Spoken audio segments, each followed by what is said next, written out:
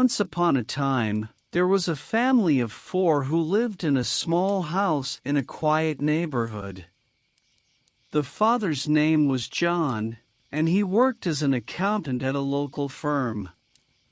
The mother's name was Sarah, and she was a stay-at-home mom who took care of their 2 children, Elena and Tony. Elena was the oldest child, and she was in high school, while Tony was still in elementary school. John and Sarah loved their children very much, but they often found themselves getting frustrated with them. Elena was a typical teenager who was always on her phone, and Tony was a rambunctious young boy who never seemed to sit still. John and Sarah would often say things like, "If only Elena would put down her phone and pay attention," or "if only Tony would listen and behave better." One day, John came home from work feeling particularly stressed.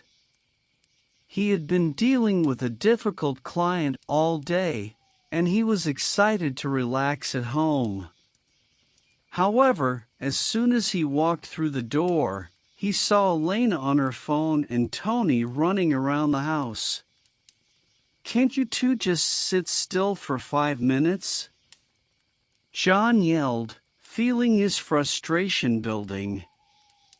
"I've had a long day, and I just want some peace and quiet." Sarah heard the commotion and came into the room. She could see that John was upset, and she knew that she needed to help defuse the situation. "John, why don't you take a few minutes for yourself and unwind?" Sarah suggested. "I'll take care of the kids." John sighed and nodded, feeling grateful for Sarah's understanding. As he walked up to his bedroom to decompress, he started thinking about what had just happened. He realized that he had been focusing too much on what he didn't have rather than what he could be. He remembered the wisdom he had read about the circle of concern and the circle of influence. Not only that, but he knew that he had been stuck in the circle of concern, thinking about what he wished he had: more obedient children, a less stressful job. But he also knew that he could change his focus to the circle of influence and think about what he could be: more patient, more understanding, more present. John took a deep breath and decided to take control of his thoughts. He reminded himself that he was the one in charge of his emotions, not his external circumstances. He knew that if he wanted his family to change, he needed to change first. Likewise, he went back downstairs and found Sarah playing a board game with the kids. Elena and Tony were laughing and having a good time, and John felt his heart swell with love for his family.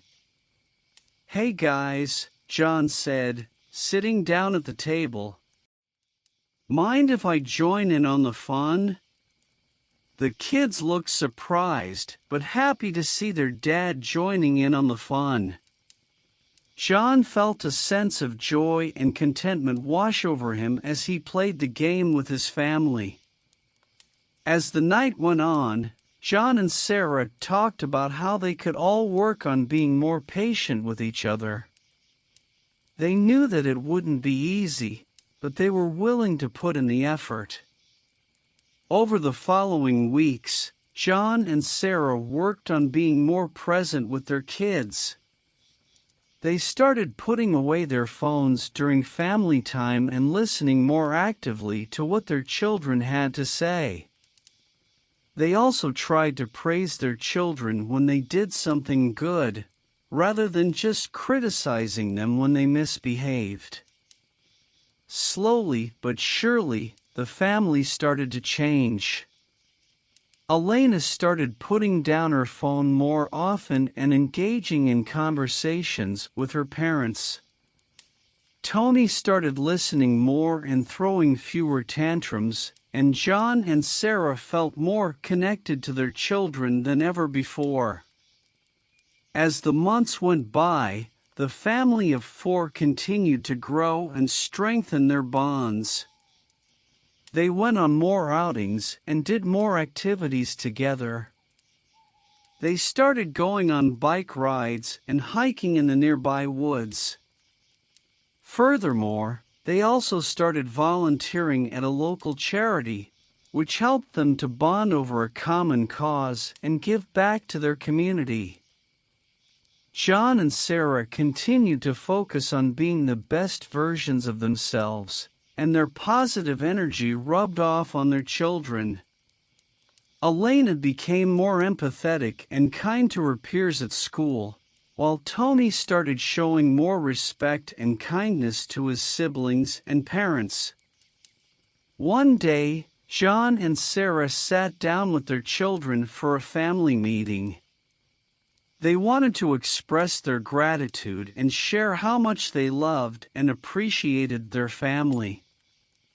Elena and Tony, we just want you both to know how much we love you and how grateful we are to have you in our lives, Sarah said, tears welling up in her eyes. We know that we're not perfect parents, but we're doing the best we can, and we're so proud of both of you for the remarkable people you're becoming. Elena and Tony looked at their parents, surprised but happy to hear these words. They had never heard their parents express their feelings so openly before. John chimed in, "We also want to thank you both for being patient with us and helping us to become better parents. You two have taught us so much about patience, kindness, and love." Elena and Tony smiled, feeling grateful for their parents' words. They knew that their family had come a long way and that they had a lot to be thankful for. As the family sat together, basking in the warmth of their love and gratitude, they realized that they had created something special. They had created a home filled with love, kindness, and positivity, and they knew that regardless of what challenges lay ahead, they had the strength and resilience to face them together. In the end, the family of four learned a valuable lesson. They learned that true happiness and success come not from having everything they want, but from being the best versions of themselves. They learned that the circle of influence is more powerful than the circle of concern, and that positive change starts from within. And so, they continued to work on themselves to be patient, kind, and loving, and their family continued to flourish and grow, filled with the joy and warmth of their love. The moral of this story is that true happiness and success come not from external circumstances, but from within ourselves. By focusing on our character and being the best versions of ourselves, we can positively impact those around us and create a happy and fulfilling life. The concept of the circle of influence and the circle of concern plays a crucial role in this story. By shifting our focus from the things we cannot control in the circle of concern to the things we can control in the circle of influence, we can take charge of our lives and effect positive change. The family in this story learned that by focusing on their character and being the best versions of themselves, they were able to positively impact their family and create a loving and fulfilling home. They learned that change starts from within, and that by being patient, kind, and loving, they could overcome any challenge.